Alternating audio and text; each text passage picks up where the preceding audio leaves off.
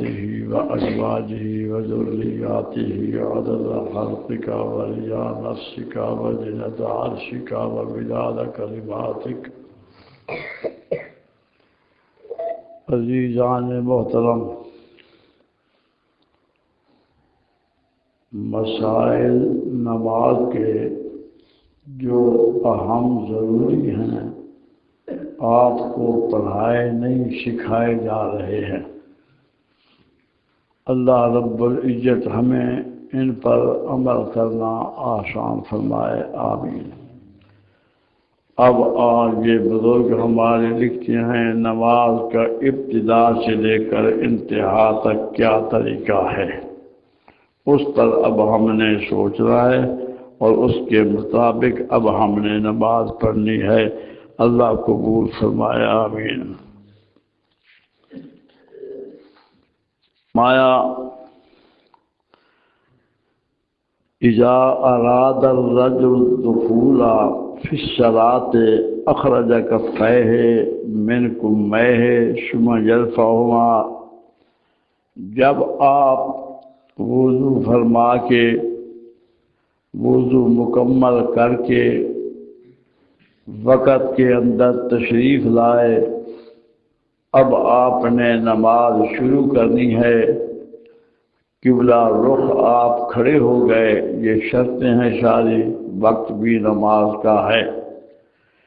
تو اب آپ کیسے کریں گے کہ آپ کے اوپر چادر ہو یا کوٹ ہو جس کی آستینیں لمبی ہوں، تو ہاتھ باہر نکال کر اس طریقہ سے آپ نے تکبیر تحریمہ کہنی، یہ ایسے رکھو گے، کان کے ساتھ لگانا ضروری نہیں، بے حجائے اذنیہ، کانوں کے برابر لے جانا ہے ایسے، اور انگلیوں کو اپنی حال میں رکھنا ہے۔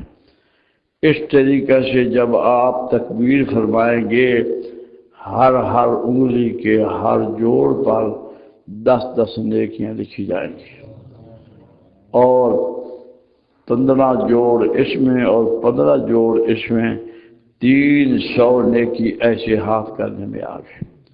اگر ایسے ہاتھ کیا، ایسے ہاتھ کیا، ایسے ہاتھ کیا یا ایسے ہاتھ کیا ٹیڑھا کر کے، پھر بجائے نیکی کے گناہ بھی ساتھ ہو گیا کہ خلاف سنت ہاتھ اٹھایا ہے۔ اس طریقے سے آپ نے کرنا ہے، یہ عادت بنا لیجیے ایسے۔ اب جب یہ لے جائیں پھر کہیں اللہ اکبر۔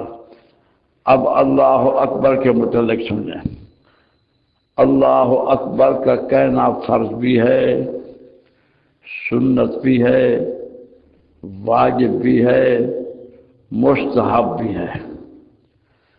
اللہ اکبر کا کہنا فرض ہے، تکبیر تحریمہ ہر نماز، چاہے فرض ہوں، سنتیں ہوں، وتر ہوں، نوافل ہوں، جب آپ نماز کی ابتدا فرمائیں گے تو اللہ اکبر کا کہنا فرض عین ہو گیا، اس کا نام ہے تکبیر تحریمہ۔ نماز سے پہلے جو چیزیں جائز تھیں، اب اس تکبیر کے بعد تمام چیزیں حرام ہو گئیں، عبادین میں۔ اور اس کے لیے استوا قائم سیدھے ایسے کھڑے ہو کر کرنا ہے، یہ نہیں کہ کبڑا ہو کر دورہ ہو کر یا ایسے کام کے، بلکہ سیدھے کھڑے ہو کر یہ تکبیر کہنی ہے۔ اور جب آپ اس تکبیر کو کہیں گے تو اس میں 3 غلطیاں ہیں، اس سے بچنا ہے۔ اللہ اکبر ایسے کہنے سے نماز شروع ہی نہیں ہوئی، یہ کہنا حرام ہے۔ اللہ کیا بڑا ہے، اللہ کیا بڑا ہے، اس کو شک پڑ گیا، کیسے کہنا اللہ اکبر یہ کہہ رہا ہے۔ اور ایسے بھی ناجائز ہے کیونکہ اللہ اکبر یعنی با کے آگے ایسے بڑھا دے، یہ بھی ناجائز ہے، اس سے بھی نماز شروع نہ ہوگی۔ یا یہ ہے کہ لفظ اللہ سے پہلے حمزہ لگا دینا، اللہ اکبر جب کہہ گا پھر بھی نماز شروع نہیں ہوئی، پھر حمزہ استفہامیہ مل گیا، کیا اللہ بڑا ہے، یہ ناجائز ہے۔ اس طریقے سے اللہ اکبر کیسے کہنا ہے؟ اللہ اکبر، یہاں کھینچنا نہیں ہے، نہ آگ کہنا ہے نہ بار کہنا ہے، اس کی یہ احتیاط کرنی ہے۔ تو اس طریقے سے اب فرمایا ناف کے نیچے ہاتھ باندھیں، ایسے ناف کے نیچے۔ اور یہ میں نے بتایا تھا کہ یہ جو ہماری حصہ ٹیڑھا نا، اس کو رس غیر عربی میں کہتے ہیں، ہماری اردو میں اس کو پونچے کہتے ہیں۔ ایسے یہ ایسے ان کے اوپر یہ ہاتھ آ جائے، 3 انگلیاں اوپر ہوں اور اس کا ہلکا بنا دے، ناف کے نیچے ہاتھ رہ جائے۔ اس کو اس طریقے سے رکھنا ہے ہم نے ناف کے نیچے۔ اس کے اندر یہ احتیاط بھی بڑی لازم ہے۔ اور یہ فرمایا بلا مہلت، یہ نہیں اللہ اکبر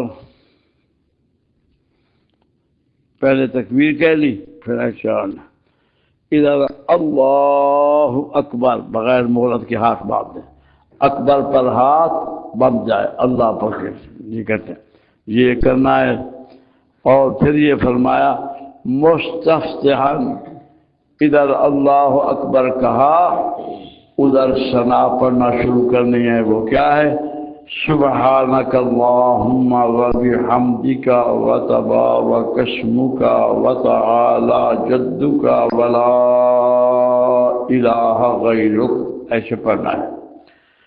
اس کا ترجمہ سنیں، سبحانک اللہم، اے اللہ تو پاک ہے، وبحمدک، اپنی تعریف کے ساتھ تو پاک ہے، وتعالی جدک، وتبارک اسمک، اور برکت والا ہے نام تیرا۔ تبارک معنی برکت، اسم معنی نام، کام معنی تیرا، برکت والا ہے نام تیرا۔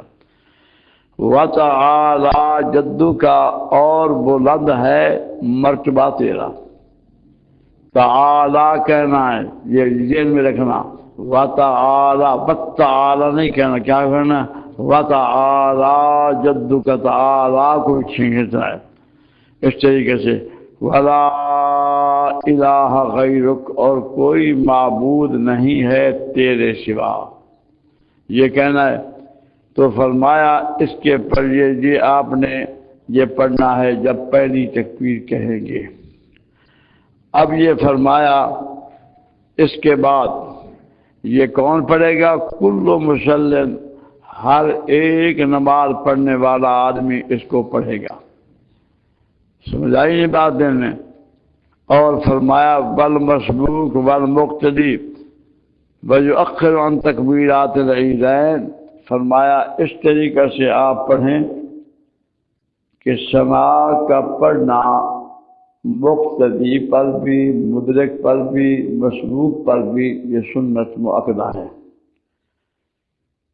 اب پہلے میں مسئلے عرض کر چکا ہوں سماع کے، جو کبیری کے اندر لکھا ہے۔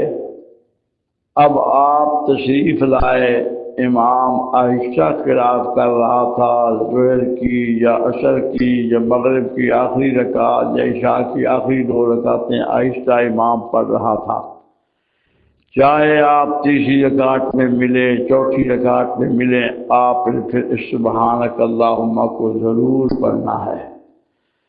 اگر امام جہری قرات کر رہا ہے، جس طرح مغرب کی پہلی 2 رکعتیں، عشاء کی پہلی 2 رکعتیں یا فجر کی ہیں، تو اس وقت قرات کی طرف توجہ کرنی ہے، سماع کو پڑھنا نہیں ہے۔ اگر آپ تشریف لائے، امام رکوع میں تھا اور آپ کو پتہ ہے اس کا رکوع بڑا لمبا ہوتا ہے، ثنا پڑھ کے بھی جاؤں تو رکوع میں شامل ہو جاؤں گا، تو پھر ثنا پڑھ کر رکوع میں شامل ہو جائیں۔ اگر دیکھا کہ امام قعدہ میں بیٹھا ہوا ہے، تحیات میں جو میں پہلے عرض کر چکا ہوں، قعدہ اولا میں بیٹھا ہے یا اخیرہ میں بیٹھا ہے، تو اس وقت بھی آپ ثنا پڑھ کر امام کے ساتھ شریک ہو جائیں۔ جب آپ دوبارہ اپنی وہ نماز پڑھیں گے کہ جو رکعتیں امام سے رہ گئی تھیں، تو اس کے اندر پہلی رکعت میں دوبارہ اس ثنا کو پڑھنا ہے۔ پہلی رکعت میں دوبارہ سبحانک اللہم ولا الہ غیرک پڑھنا ہے۔ پھر اعوذ باللہ، بسم اللہ، اس کو سب کو ہم نے آہستہ پڑھنا ہے، اعوذ باللہ کو بھی اور بسم اللہ کو بھی امام بھی پڑھے گا، اور مسبوق جس کی 2 رکعتیں رہ گئی ہیں، جو 1 رکعت رہ گئی، وہ بھی اعوذ باللہ بسم اللہ پڑھے گا۔ منفرد جو اکیلے نماز پڑھ رہا ہے وہ بھی کیا کہے گا؟ اعوذ باللہ بسم اللہ۔ جس نے قرات پڑھنی ہے نا، اس نے اعوذ باللہ اور بسم اللہ دونوں پڑھنے ہیں۔ دوسری رکعت کے اندر امام ہو یا منفرد ہو، وہ بسم اللہ تو پڑھے گا فاتحہ سے پہلے، لیکن اعوذ باللہ پھر ساری رکعتوں میں نہیں پڑھنی، لیکن ہر رکعت میں بسم اللہ شریف سورۃ فاتحہ سے پہلے پڑھنی ہے۔ ساری بات ذہن میں